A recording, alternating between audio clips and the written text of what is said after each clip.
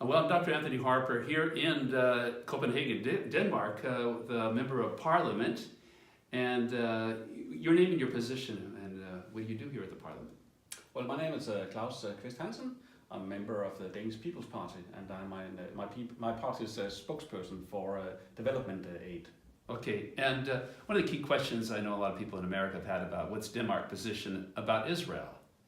So, the formal position of your party about Israel. Well, my party is very pro-Israel. We see Israel as the most democratic and the best functioning country in the Middle East.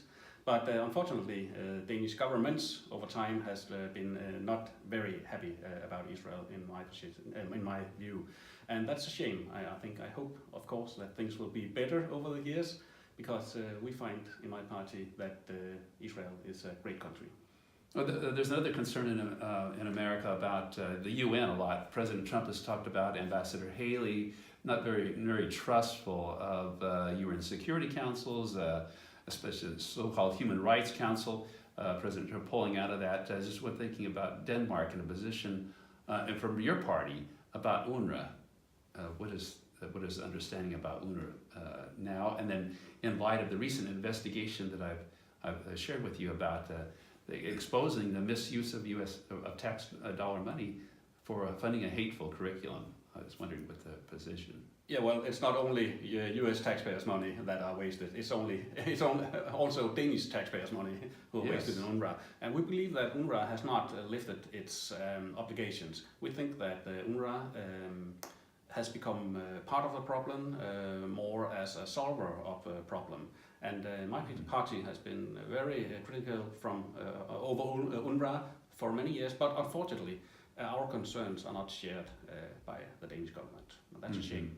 Yes. So, kind of, where do you see the Danish government, proceeding in its relationship with Israel and UNRWA? Any decisions might be coming up about holding UNRWA to be more accountable? What's the overall position, you think? Well, that's what my party will try to push our government to. But I see no sign in Danish government that they would question what UNRWA is doing and how they spend their money, unfortunately. So I mentioned that this investigation came out in the U.S. that has exposed some cover-up.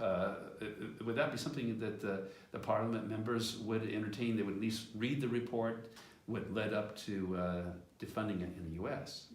Some of the Parliament members will certainly read it. I'm one of them, but okay. I'm afraid that many others don't really care, because they know that things are not working right. They don't want to read about it, and that's a shame, because most politicians in Denmark, they really have no ambition for solving the problems. They just do as we used to do, and if that does not work, then we try some more, and that's a problem.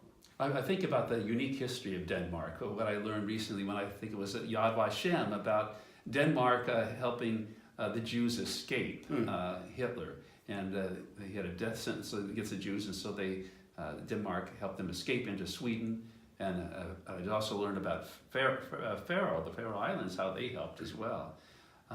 In light of all that real wonderful support of the Jewish, the people. Now, does it seem that it's overall not as supportive, or what's the?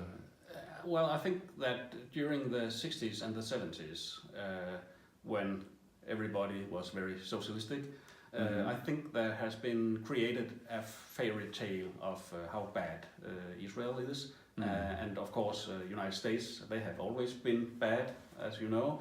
And somehow that echo still sounds in the walls of the parliament. That's my opinion. We can't really get the objective minds on United States involvement and Israel, and that's a shame. Yeah, so there's a lot to deal with here, and I know you've got an election coming up for the prime minister position. What is the anticipated outcome of that election? It's difficult to say, but of course my party does what we can do, and we have an ambition to get into government. And if that succeeds, that will be good. If it doesn't, then we keep on doing what we always do. Okay.